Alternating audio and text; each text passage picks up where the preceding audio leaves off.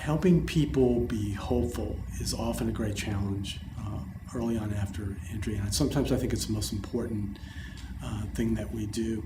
And I would say that I've been working in the field for a really long time, and I still look forward to going to work every day, and I just find it really rewarding because I've been so impressed by people who've been in a lot of pain, but who've worked really, really hard to turn things around, and found many people to be very courageous and very creative and very caring.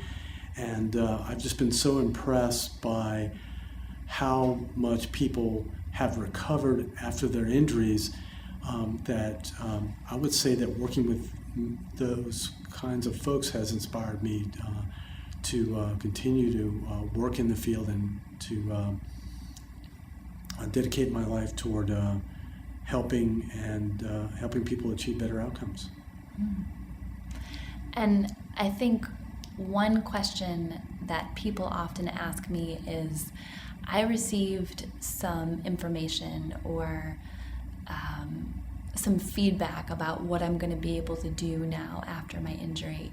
And I'll tell you that after a brain injury, family members, couples, individuals, they see a lot of doctors. And the ones that they remember are the doctors that told them what they couldn't do, and talk a lot about how not only were they able to get out of the wheelchair, they don't use a walker anymore, and they walk when they were told that they wouldn't be able to do that, or they were told that they wouldn't live, and if they did, they'd be a vegetable, and they're a productive member of society. So I would say that if someone has put limitations on your life and said that you can't do something, that may be true and it may not be true, but don't let those limitations stop you from your recovery and achieving what it is you think you can achieve. Learning how to be positive is not an easy thing to do, but like patience or stress management, it's a skill.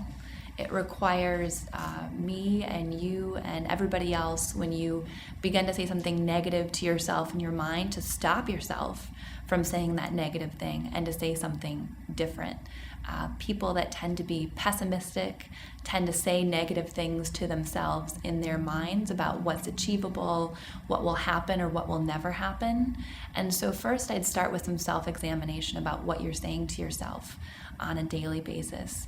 As professionals, we're really bad at moving pretty quickly to acceptance and making big changes, and that is not something that happens overnight. Learning to be more positive, learning to accept what has happened and what changes have occurred, that's probably a lifelong process. Does that mean that you won't move toward acceptance over time and it won't get better? Absolutely not. That will be a process. But it's something that is hard won. People have to fight for, and I think that's where the patience and persistence comes in, because learning these new skills is not an easy thing, but definitely a possible thing. We envision often the first few meetings with the person who's been injured saying, how can I live like this? And I've actually used this as a question for group discussions as well as discussions with students. Imagine that a person with a brain injury, had a very terrible injury, walks in your office and says, how can I live like this? And it's a really hard question to answer. It's a hard question to hear. It's been interesting because I've talked with groups of people who've had brain injuries and said, what if somebody came into this room today and said that to you? And there's a series of answers that will partly work for that question. One is to acknowledge that having a brain injury is very, very difficult. It's very important to acknowledge that person's feelings of being overwhelmed. People say they feel frustrated. Those are all normal feelings that people have when they have a catastrophic injury. So acknowledge the person's feelings. The second is, and Taryn talked a bit about stories or about examples of people that she's worked with, and examples of people that I've worked with who've had a very, very difficult time early on. People who were told they'd never walk, they'd never work, they'd never have a family, they'd never get married, we've seen those people 10 years later, and sharing the stories of people who've been successful can help people see hope. And what it may really come down to in answering that question in a positive way is to ask the person to try to get beyond their feelings of frustration, their feelings of hopelessness, and just trust me as their therapist.